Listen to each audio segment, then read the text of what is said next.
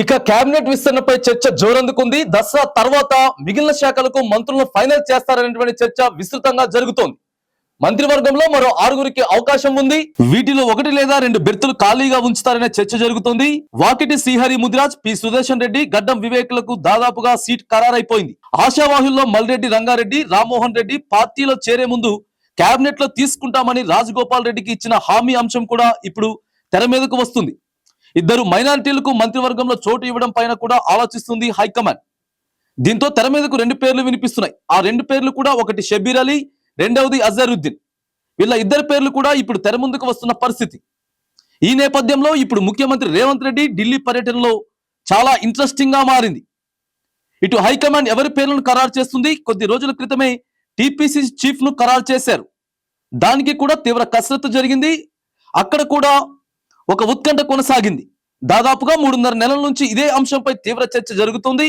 ఇటువంటి నేపథ్యంలో మంత్రివర్గ విస్తరణ జోరందుకోవడానికి కారణం ముఖ్యమంత్రి రేవంత్ రెడ్డి ఢిల్లీ వెళ్లడం. సో ఇప్పుడు ఏం జరుగుతోంది, హైకమాండ్ ఎవరి పేర్లను కన్ఫర్మ్ చేయబోతుందో అని ఆసక్తికరంగా మారింది.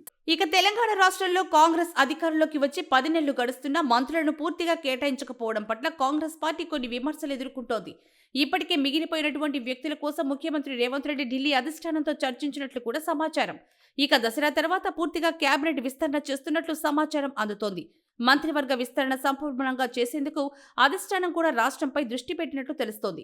అయితే ఇక 6గురు అవకాశం ఉండడంతో ప్రధానంగా వాకిటి శ్రీహరి ముదిరాజ్, పి సుదర్శన్ రెడ్డి, గడ్డం వివేక్ దాదాపుగా అభ్యర్థి ఖరారైనట్లు తెలుస్తోంది. ఇక పార్టీ మారే ముందు కేబినెట్ లో తీసుకుంటామని రాజగోపాల్ రెడ్డికి హామీ ఇచ్చారు. ఇక ప్రధానంగా మైనార్టీ నుంచి ఇద్దరికి అవకాశం ఇవ్వనున్నట్లుగా అధిష్టాన ఆలోచనలో మైనార్టీ నుంచి షబ్బీర్ అలీ, అజరుద్దీన్ ఇద్దరి పేర్లు ప్రధానంగా కనపడుతున్నాయి. మల్రెడ్డి రంగారెడ్డి, రామ్మోహన్ రెడ్డి కనపడుతున్నారు. ఇక ముఖ్యమంత్రి రేవంత్ రెడ్డి ఢిల్లీ పర్యటన అధిష్టానంతో భేటీ చూస్తుంటే దసరా పండుగ తర్వాత మంత్రుల పేర్లు ప్రకటించే అవకాశం స్పష్టంగా కనిపిస్తోంది.